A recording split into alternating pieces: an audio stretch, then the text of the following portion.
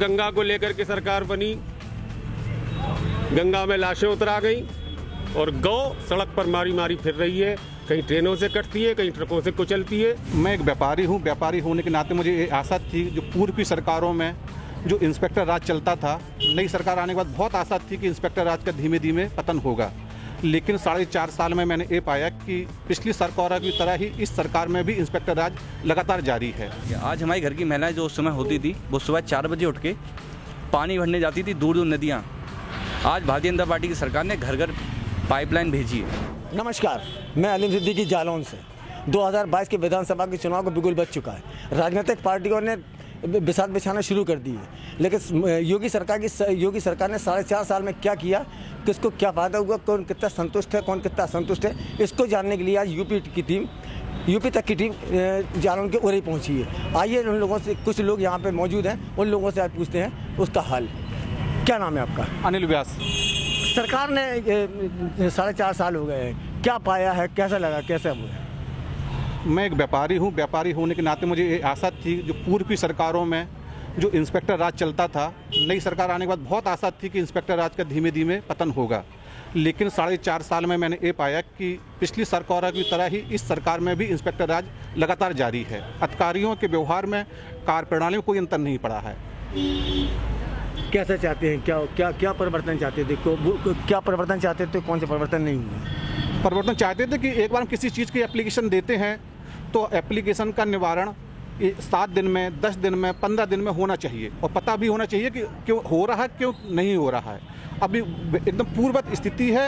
Application देने के बाद कभी कुछ पता नहीं चलता कि हमारे काम का स्टेटस क्या है, कब होगा, कैसे होगा, कोई कुछ पता नहीं चलता। आगे चलते हैं, इनसे पूछते हैं क्या नाम है आपका?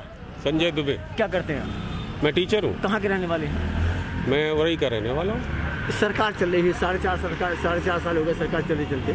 क्या पाया आपने, कैसा लगा, क्या कहेंगे उसके लिए? अब सरकार का तो ये हिसाब कि वो एक शेर था कि पड़ेगा फर्क क्या, सरकार बदलेगी, रहेंगे सर वही, तलवार बदलेगी, सियासत को लहू पीने की आदत है, तवाइफ अपना क्या किरदार बदलेगी। सोचा तो बहुत कुछ था, बहुत कुछ चेंजेस आएंगे। गौ और गंगा को लेकर के सरकार बनी, गंगा में लाशें उतरा गई और गौ सड़क पर मारी मारी फिर रही है। कहीं ट्रेनों से कटती है, कहीं ट्रकों से कुचलती है। गौशालाओं के नाम पे हजारों करोड़ रुपया खा पी के बराबर हो गया। मुझे कोई खास चेंज नज़र नहीं आया।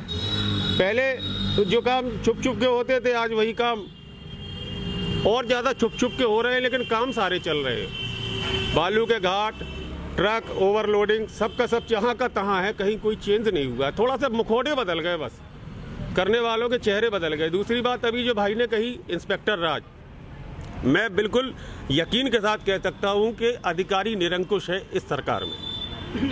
पिछली सरकारों में कम से कम ये था कि किसी नेता के आगे हाथ जोड़ लेते थे तो अधिकारी सबको डांट डपट के काम करा देता था। अब तो नेताओं में भी क्षमता नहीं बची है कि वो किसी अधिकारी को डांट सके या कुछ कह सके। विधायक और सांसद हमारे जो सम्मानीय लोग हैं, जिन्हें हम चुन करके लोकसभा और विधानसभा भेजते हैं, उनका ये आलम है कि उनसे कहिए कि साहब हमारी ऐसी समस्या और जेन्युइन समस्या है, लीगल समस्या है, तो कह देते हैं भाई अब हम देखते हैं, वैसे कोई सुनवाई होती नहीं है, अब क्या करेंगे क्या नहीं करेंगे। ये अध्यापक हैं, एजुकेशन को लेकर कोई योजना? एजुकेशन सर, 8 बजे सवेरे स्कूल खोलिए और 4:30 बजे शाम तक खोलिए। 8 बजे सवेरे से 4:30 बजे शाम तक पढ़ाइए। बच्चे हों अथवा न हो, आप विद्यालय में रहिए। ये किस कानून के तहत कैसे क्या हो रहा? या तो बच्चे हमारे पास हो, उपलब्ध हो। हम लोग वहाँ दिन भर बैठे बैठे 12:30 बजे तक मेरे पास बच्चे रहते, मैंने पढ़ाया। 12:30 बजे बच्चे पढ़ के चले गए, उसके बाद कोई बच्चा नहीं आता है। उसके बाद ये भी कहा जाता है कि बाध्य मत कीजिए आप किसी बच्चे को आने के लिए। तो 12:30 से 4:30 तक 4 घंटे हम लोग वहाँ क्या करें? हमें अन्य कोई काम दे, हम वो काम करें, और क्या कर सकते हैं इसके अलावा? भाई सरकार की तो मानना पड़ेगी ना, वेतन पा रहे। क्या नाम है आपका? विनय पाठक। कहाँ के रहने वाले? मैं यहीं उरई लोकल का रहने वाला हूँ। 4.5 साल हो गए सरकार की तरह चलती, बहुत सी योजनाएं आई हैं, बहुत से वो हुए हैं। क्या लगता है आपको, सब सारा अच्छा हुआ है, खराब हुआ क्या? अब सरकार की जो योजनाएं आई हैं वो केवल आदेशों में, कागज और फाइलों में आई हैं। हमें नहीं लगता कि जनता के पास वो योजना कोई पहुंच पाई हो। कोई योजना हमें नहीं लगता जो पहुंच पाई हो जनता तक। जनता परेशान है, महंगाई की मार झेल रही है, किसान अलग परेशान है, छात्र परेशान, नौजवान परेशान, महिलाएं परेशान।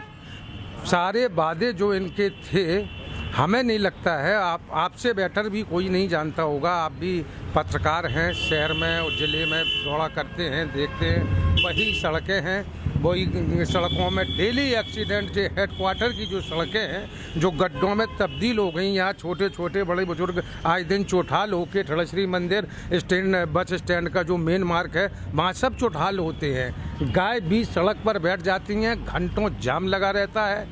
पहले ये चिंता थी कि चलो गौशालाएं बनी हैं, अब गौशालाएं भी बंद हो चुकी हैं, जानवर अन्ना सड़क पर बैठे हुए। अब जनता मर रही, पहले गाय मर रही थी, अब जनता उनसे परेशान, आए दिन एक्सीडेंट हो रहे। सड़क सुरक्षा और क्राइम को लेकर सरकार का बात आता है कि सड़क सुरक्षा और क्राइम की हम अच्छा करेंगे। इन 4.5 साल में क्या देखने को मिला? हमें तो नहीं लगता कि क्राइम में कहीं से कोई रोक लग पाई हो, बल्कि क्राइम बढ़ी है, अपराधियों के हौसले बुलंद हुए हैं। ज़बरदस्त यहाँ हम जिस जनपद में रहते हैं, यहाँ बेतबा में ज़बरदस्त खनन चल रहा है। आम जनता को हेलमेट के नाम पर, मास्क के नाम पर और वो लाइसेंस के नाम पर, कहीं वो रजिस्ट्रेशन के नाम पे पुलिस रोक के चालान कर रही, और यहाँ ज़बरदस्त ट्रक ओवरलोड होके बालू के बाहर वगैरह वगैरह सब विधायक और सांसद मंत्रियों के इशारे पे जा रहे।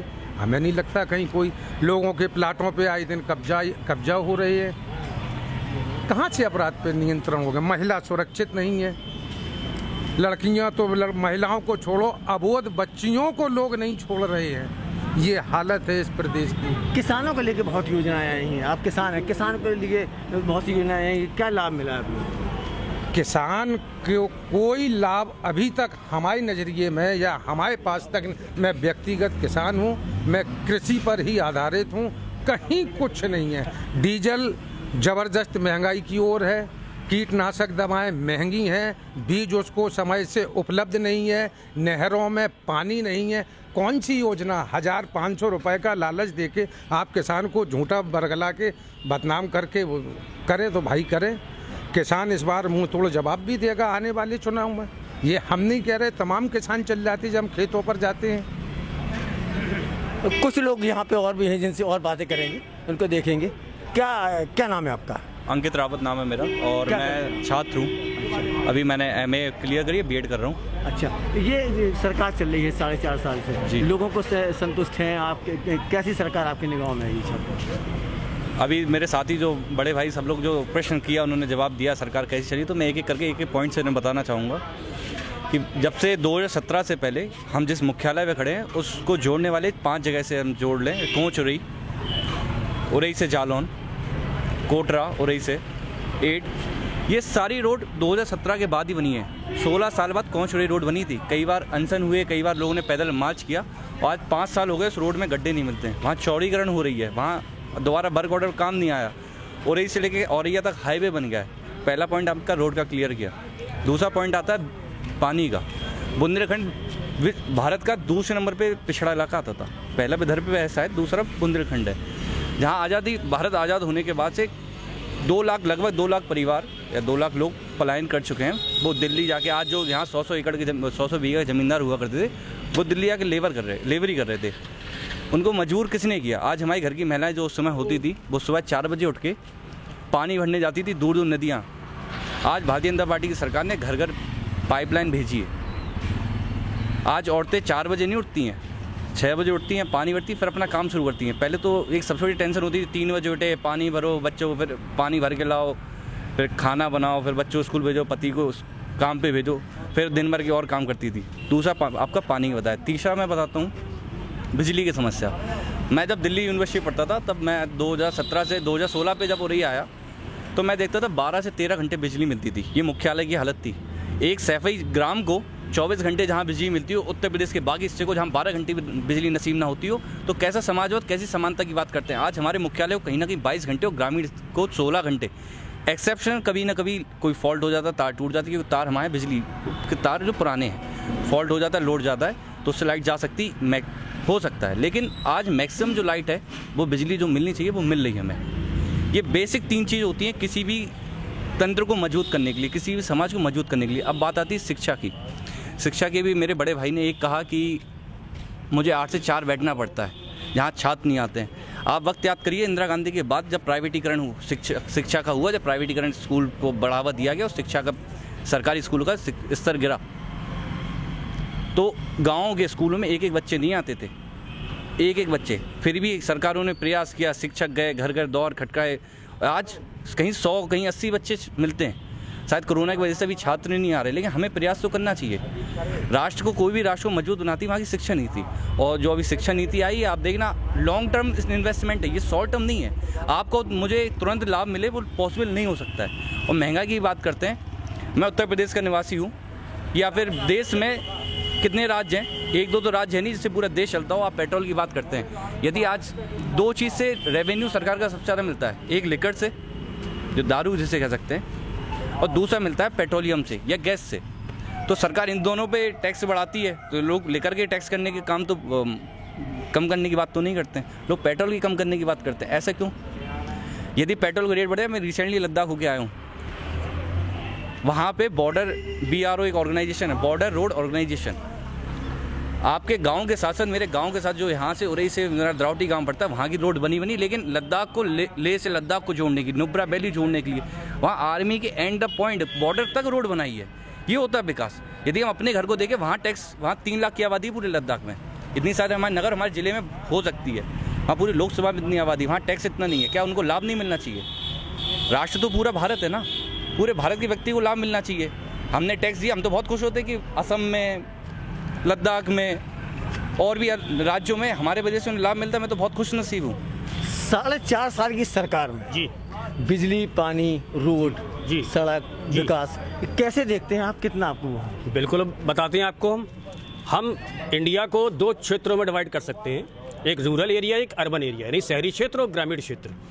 पहले ग्रामीण क्षेत्र पे आते हैं। ग्रामीण क्षेत्रों में जो भ्रष्टाचार के स्पेस पे गवर्नमेंट आई थी, आज भी ग्राम स्तर पे भी वही भ्रष्टाचार कायम है, जो ख़त्म नहीं हुआ है। आज भी वृद्धावस्था पेंशन के लिए औरतों को भटकना पड़ता है, और उनको कभी कभी कुछ महिलाओं को तो मृत दिखा दिया जाता है कि मर गई हैं। ऐसा हुआ है, मेरे पास एविडेंस है। जब भी गवर्नमेंट को चाहिए मैं देने के लिए तैयार हूँ। नंबर 2, उसके बाद आवास में भ्रष्टाचार जो हुआ है, कोंच ब्लॉक में तो इतना भ्रष्टाचार हुआ है कि आधे नाम काट दिए गए, आधे बने हैं। जिसने पैसे दे दिए प्रधानों को, आगे जाके ब्लॉक में हैं, उनके काम हो गए, उसके बाद बेचारे भटके मारे घूम रहे हैं, और वो लिस्ट डली घूम रही है, आधे के हो गए, आधे कायम है। ये गांव तक का जब भ्रष्टाचार खत्म नहीं होगा, हिंदुस्तान का कभी भ्रष्टाचार खत्म नहीं हो सकता। नंबर 1।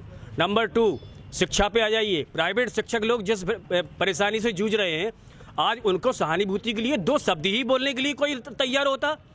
पैसा नहीं, चलो कम से कम कुछ 2 शब्द बोलने के लिए कोई तैयार होता। न पक्ष का न विपक्ष का कोई तैयार नहीं होता है। अब रहा अर्बन एरिया में, शहरी क्षेत्र में आ जाइए, आप देखिए सड़कें, देखिए आप यहाँ लगाइए, आप ये सड़कें देखिए, PWD ने क्या किया इन 5 सालों में। देखिए, दिखाइए 5 सालों में आप पूरी रोडें देखिए, और की वहाँ से बड़े बड़े अधिकारी गुजरते हैं, DM से लेके सभी अधिकारी गुजरते हैं। क्या उनको दिखते नहीं है गड्ढे?